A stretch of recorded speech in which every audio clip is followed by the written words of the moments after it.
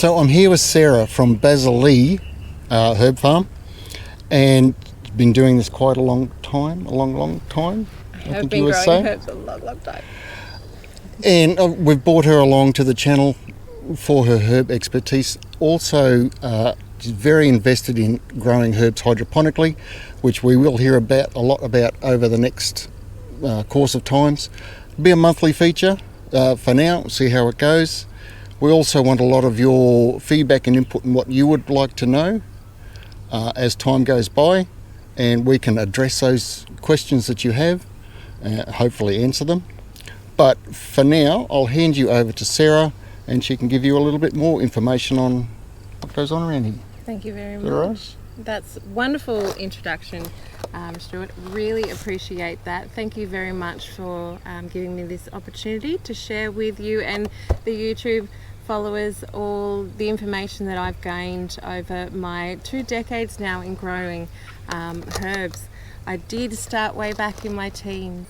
The wonderful world of herbs, the colours, the scents, the smells, all of that kind of thing brought me into You're also them. moving into edible flowers as well. Edible flowers, yes. The pretty factor of the plants. The demand is at the moment in the culinary world, the edible flowers, which cool. work hand in hand with herbs. The majority of the edible flowers are herbs. So I've got marigolds right here, which everybody will be very familiar with. However, what I will move forward in one of our, absolutely, if people want to know more about edible flowers, please, comment below. We will have probably a feature video on it. But we do need to make sure that flowers, you're sourcing your edible flowers from the right way, and then you're also growing them the right way, because of course they are not a pretty colour thing, but a food thing. So we need to treat our edible flowers the same way as we would be our vegetables, and making sure that we're not putting any nasty sprays and those sorts of things on there. Exactly. And sourcing them from places that aren't calling them potted colour, because there is that difference between horticulture and agriculture. There is a definite line divide of you don't go out and just eat any flower. These are specifically grown to be edible. Yeah, exactly. So, and they all do have those wonderful flavours and tastes which can enhance a meal or just make it very, very pretty. But I would love to share that knowledge in letting you know how to harvest them, as well as growing them, and then a little bit of useful uses for edible flowers as well. Maybe even a recipe. A recipe or 3, I reckon. I think we can do that. But certainly edible flowers, what we do here at Basilea Living Herbs is the culinary variety of herbs. So I love cooking and I love the scents of herbs. So we do focus on that, and we do have the edible baby herbs that we use in the cafes and restaurants around Brisbane. So they're like microgreens? They're like microgreens, but I'll be honest, I want them a little bit bigger. Okay. I feel that the herbs and the textures and the taste come into their own once they're growing a little bit further than those 2 And microgreens are sort of like a one-cut harvest, whereas you get up a step level, you've got to cut and repeat. Cut and coming repeat. in. And that requires big waste. Yeah. And I don't like waste. Yeah. I like ingenuity, being able to use as much as we move into the regenerative farm spacing. We need to think about that in regards to hydroponics, because yes, we see it as a lot of plastic one-cut grow waste, but it doesn't need to be that way. And Basilea Farm is an example of how we can still supply those sorts of products to hospitality, but we don't need to do it with the huge amount of plastic waste. Yeah. So what we do here, and I can show you just quickly, is that this is one of our baby greens. This is actually a serrated garland chrysanthemum, which is an Asian, have a taste. It is, no, you can see the chrysanthemum type leaf. Yeah. Yep, so this is the only edible leaf chrysanthemum. There's 2 varieties of garland. One has this beautiful serrated leaf, and the other has a broad leaf. Now, these are, once you cut this microgreen, you cut that for a beautiful decoration on a plate, that plant, the root will never grow back. So what we do here is we provide this pot in a tray with several pots there to the restaurant, and in their kitchen, as they need, they will cut this so it's fresh. You can imagine that plant is still living. You're just taking the tips off. And you're just taking the tips off, but what happens is regrow. They won't regrow, but I come back and when I come to do their delivery again, I'll give them new stuff, and I take away these cut pots. Oh, okay. Yep. And I throw away the inner section for composting. Yep. So all of what's in that pot there can be composted and reused within the garden. This pot can be washed. Yep. We put the new medium in and the seeds, and we grow it again, and the tray gets washed, and there's absolutely no waste whatsoever. And that's what we do within that hospitality space. That key is that we're there to deal with what our product is doing. So we could deliver that to them, they could cut it, and it could go in the bin. But as a small producer that is mindful of my footprint upon the hospitality world, I'm able to collect those and reuse that and compost it. And that's what's wonderful with chefs in my local area of the Moreton Bay really getting on top of that. Great little circle. And expanding into Brisbane. I look forward to seeing that further in the future. Yeah. Definitely. So, at this stage you're probably wondering what Sarah does with all these herbs, and there's two things. One is an open day, which I'll get Sarah to talk about in a minute, and the other is retail, and Sarah can tell you all about that probably right now. So I grow with the intent that I want you to grow.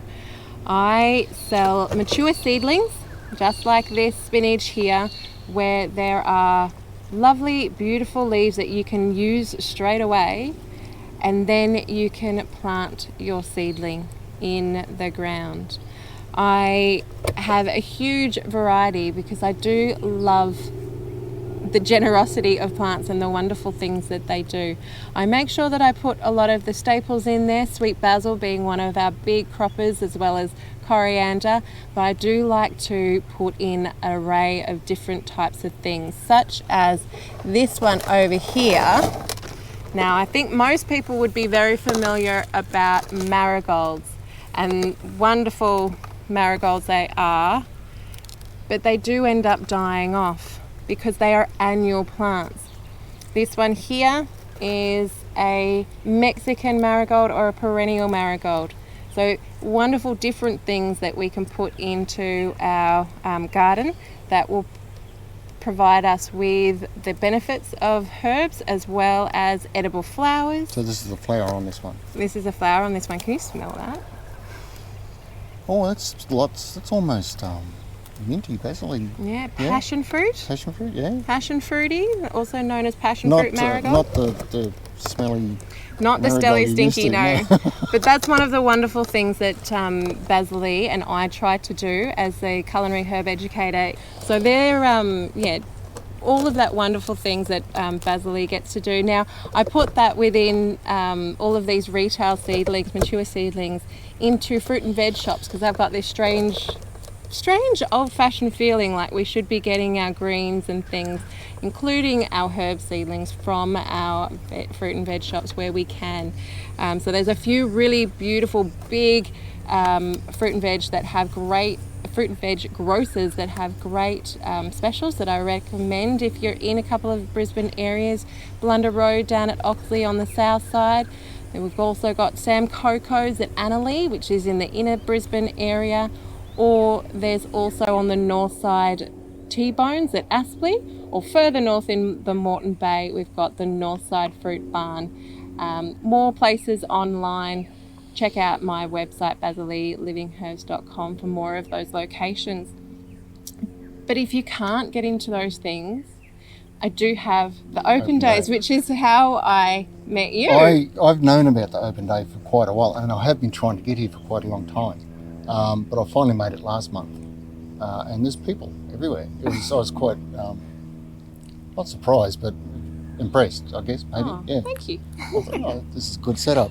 We've been doing I have that. wanted to invite Sarah on to the channel for quite a long time, but we finally got last week. So the next one, it's the third Sunday, isn't it? It's the third Sunday, so it is something where it is for the 9 until 1 time slot. So you've got 4 hours to come in here and have a look. But it is something that it is a once a month event. It's something that you can sort of travel for the experience. I like to be able to give gives the you experience. a chance to come and meet Sarah and pick her brains personally rather than ask questions over the internet and stuff. Yeah. You've got to. You got quite a few helpers here too. I do. Another stalls. There was honey. We do. We have hives here on the property, so we sell the honey from that. We've got the 2 hives down the back, but we've got a special hive at the top, which we do seasonally. So we have got the seasonal honey as well as Kim's cottage honey, who looks after the bees, because I'm allergic to bees. That's not good. I'm allergic to bees, but I need them. You know, we're all veggie growers here, and we need the pollinators in all of their forms. So what's wonderful, as well as the European honeybees, we've got Harold here with his beehives, the native beehives, and the display. Yeah. So he's actually got 3 varieties of native bee. If you didn't realise there was more than one type of stingless bee, there's 3 that he has demonstration hives where you can actually have a look and see how they're making. Good day to bring the kids down as well. Not just to come and buy herbs. Yeah, no, it's a bit of a morning. Yeah, and we're ramping up to Christmas, so at the next lot we'll have a few little local handmade product stalls for teachers and small gifts for people at the end of the year, because that's what I centre around doing. My farm is here in my backyard, so I can't open it on a too regular basis as we do the retail, as we are a wholesale. But to bring people in on that time, to show them a bit of the glimpse of what Basilea is and the world that I guess we live in here in the Moreton Bay, and being producers. There's a little plug from my Facebook group of Moreton Bay Grow Make Bake, going back to the traditional things of not being self-sufficient. We'll put a link in the description for that. Thank you. Not so much being self-sufficient, but being able to produce your own, and not, if the world's going to hell in a handbasket, you know how to grow a bit of food that you might not be able to grow everything, but you can swap or trade with a neighbour, and someone will have a skill in making something. So it's within the group you'll pick up a full. Yeah, and it's not there won't be everything in there, but it's to learn also the skills from other people as well. Community groups in general are fantastic for that. I recommend that everybody hooks up to their local group with their special interest. Yeah. Absolutely. Super. So we'll expect to see you all down here. Yes. What is the Sunday? What's today? The 7th? So it will be the 21st? The next one is on the 20th of November. I was close. The 20th of November, 9 a.m. to 1 p.m. You can actually go to Humitix, which is the humanitarian booking site, and the information's up on there where you can register your interest. It's a free event to come and have a look. Couldn't dare charge an opening fee. It is a free event, and just please register so that we know how many people are coming in. Is always handy. You park on site, and you come into my little green oasis down It's right here. there as you hop out the car door, or off your motorbike in my case. Yes. Thank you. Less parking space. That's right, yeah. If you've got any questions for the next video, for next time I come down and meet Sarah, if you've got questions, please let us know in the comments below. We'd love to hear from you. Anything you'd like to know about hydroponics, edible flowers, growing harvesting herbs. That's actually a skill to learn. Planting herbs, watering herbs, anything. Sarah will be able to answer your questions next time around. So the more you interact, the more it would mean to us as well. It makes our job a lot easier. Give to you. Yeah. You can direct our rambling knowledge. And I'm sure we'll get better. I'm not used to doing one-on-one. I don't know. Sarah, this is only the second time Sarah and I have met, so we're still getting to know each other as well as anything. But font of wisdom we've got here, and it's really great to have you on the channel. Thank you. I'm glad you come aboard. Thank you for asking me. But my main goal is to get the knowledge out there. Yeah. I believe in giving the knowledge and the fishing pole to be able to Catch your own. because the essence of gardening is observing and taking the lessons from what you see around the gardens and the experiences that you have. If you can learn from other people's experiences to help you work out what's happening in your garden, I'm happy to help out there. Super. All right. If you enjoyed this video, please like and subscribe. And I'll see you in the next video. Cheers and bye for now. Thank you. See ya.